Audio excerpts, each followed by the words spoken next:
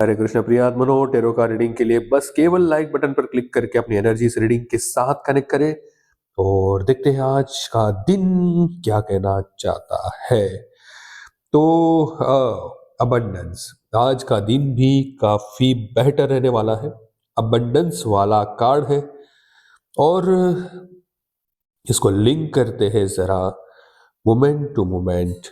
आपने जो स्थिरता बनाए रखी है अपने लाइफ में कुछ दिनों से, जो आपने कर्मा करे हैं फूक फूक के, उसका परिणाम स्वरूप आज आपका दिन बहुत बढ़िया रहने वाला है।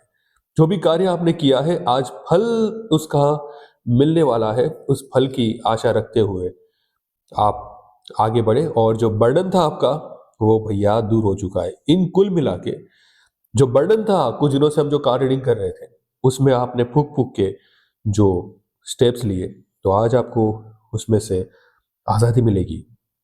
ये कार्ड काफ़ी टाइम से आ रहा है, आप रेजोनेट कर पा रहे हो, तो आज से अच्छे दिन आरंभ। हरे कृष्णा।